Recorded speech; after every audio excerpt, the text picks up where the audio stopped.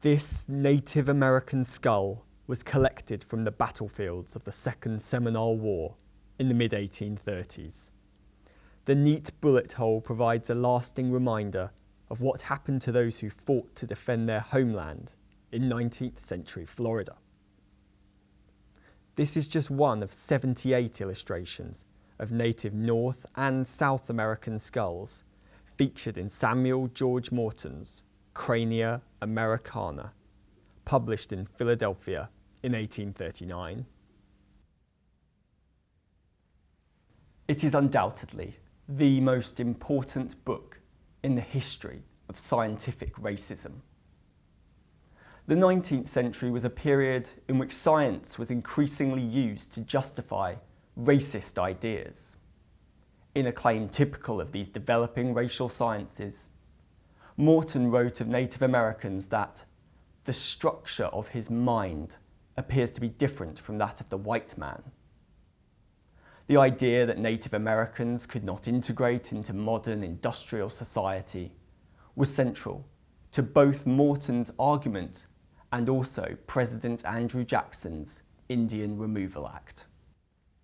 From the passage of this act in 1830 onwards, Native American people, including the Seminoles featured in Crania Americana, had been forcibly relocated to the west of the Mississippi River. Within a few years, Crania Americana had been read in the United States, Britain, France, Germany, Russia, and India.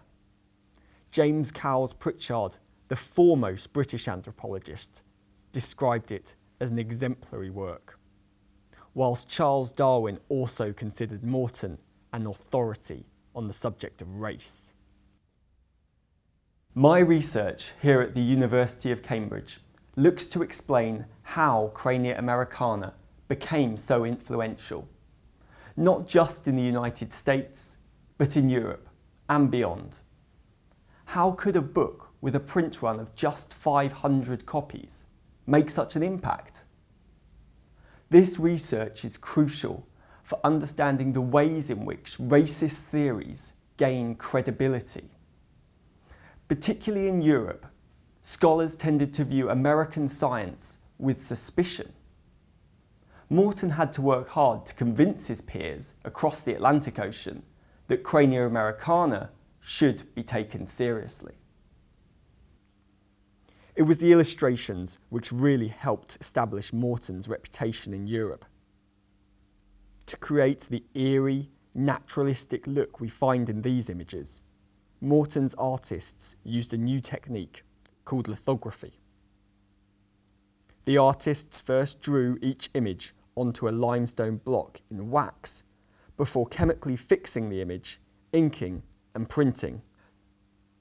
The limestone allowed the artists to create this textured effect, reproducing the subtle contours of each skull in Morton's collection. This texture also allowed men in Europe, like James Cowles Prichard, to make the perverse claim that Native American skulls were actually of a different consistency to Europeans. Here we have a set of loose lithographic plates. Morton had these printed in Philadelphia and sent to Britain in order to promote Crania Americana in Europe. These images are unique. I was amazed when I first discovered them, just tucked into the back of the copy of Crania Americana held here at the Whipple Library. Looking at these, we can start to imagine what it was like for 19th century men of science when they first saw Morton's beautiful yet troubling illustrations. Darwin himself first encountered Crania Americana just like this. He was in the audience when James Cowles Prichard displayed Morton's plates at the 1839 British Association for the Advancement of Science meeting in Birmingham. Crania Americana was expensive. It cost $20 in the United States and over £6 in Britain. That's at least 2 months' wages for the average farm labourer at the time. And as such, it was only the most wealthy institutions which could afford to purchase it. The Royal Society held a copy, whereas the London Mechanics' Institute did not. But working class readers were certainly aware of Morton and his skulls. In Britain, phrenologists like George Combe promoted Crania Americana in the cheap periodical press, some of which were available for just a couple of pence. Here we have an example from the Phrenological Journal in Edinburgh. The local Phrenological Society arranged for woodcut copies of Crania Americana plates to be printed into their journal.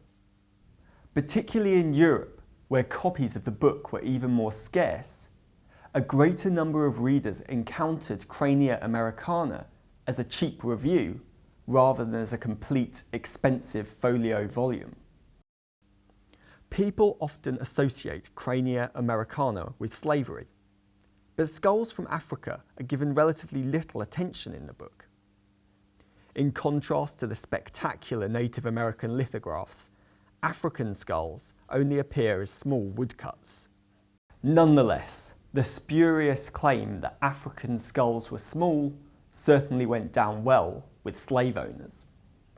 But it wasn't until later in the century that supporters of slavery really started to take up Morton's ideas in great numbers.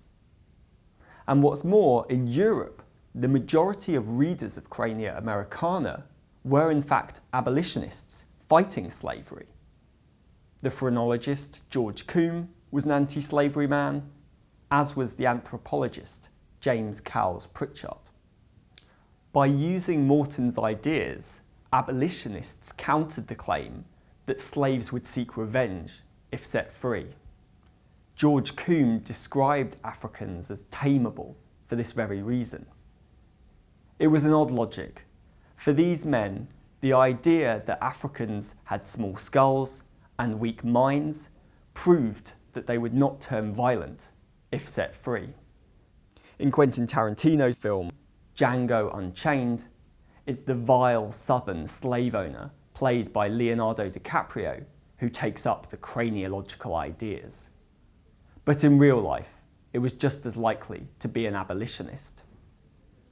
Anti-slavery and scientific racism were not mutually exclusive in the 19th century. I think this research ultimately shows just how alert we need to be to the variety of places in which racist ideas can take hold. It can seem counterintuitive at first, but in advocating for the abolition of slavery, men like George Combe and James Cowles Prichard opened up a space in which scientific racism could flourish. The Crania Americana exhibition here at the Whipple Library is a stark reminder of that unsettling history.